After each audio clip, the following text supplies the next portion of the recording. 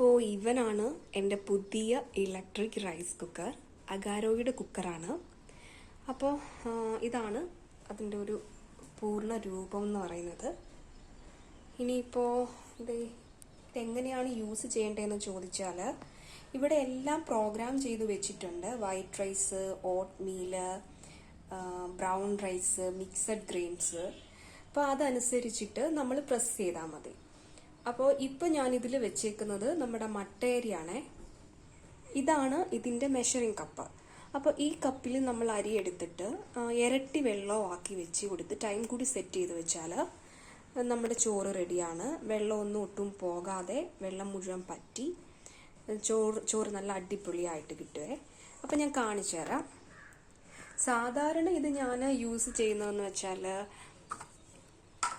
Timer set ചെയ്ത് വെക്കും. കുട്ടികൾക്ക് സ്കൂളിൽ പോകേണ്ട ദിവസമാണെങ്കിൽ രാത്രിയിലെല്ലാം വെച്ച് രാവിലെ ഒരു 5 മണിക്ക് ഇത് സ്റ്റാർട്ട് ആവുന്ന രീതിയിൽ ടൈമർ സെറ്റാക്കി വെക്കും.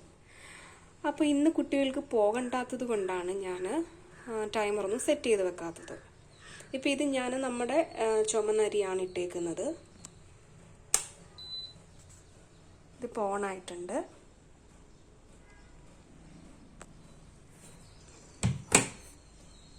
ഇനി ഇതിൽ ചെയ്യേണ്ടതെന്ന് പറഞ്ഞാൽ ബ്രൗൺ റൈസ് പ്രസ് ചെയ്താൽ മതി.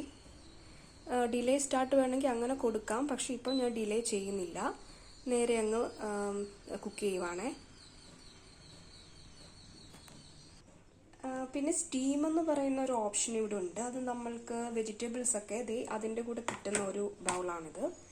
ഇതിൽ വെച്ച് വെജിറ്റബിൾസ് ഒക്കെ ഇതിനുള്ളിൽ വെച്ചാൽ സ്റ്റീം ചെയ്ത് കിട്ടും.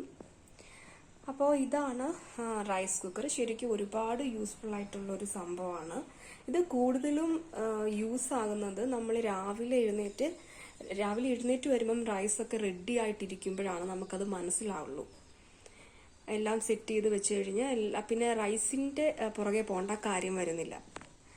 അതല്ല എങ്കിൽ റൈസ് ഉണ്ടാക്കണം, പിന്നെ കറി ഉണ്ടാക്കണം, പിന്നെ കുട്ടികളുടെ പുറകെ പോകണം. അപ്പോൾ എനിക്കിത് ഭയങ്കരമായിട്ട് ഉപകാരമുള്ളൊരു സാധനമാണേ.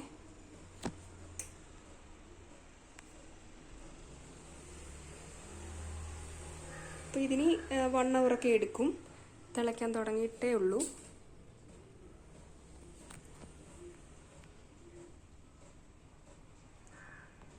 അപ്പോൾ ഇതുപോലുള്ള വീഡിയോസായിട്ട് ഞാൻ ഇനിയും വരുന്നതായിരിക്കും. അപ്പം വീഡിയോസൊക്കെ ഇഷ്ടമാണെങ്കിൽ ലൈക്ക് ചെയ്യുക, സബ്സ്ക്രൈബ് ചെയ്യുക.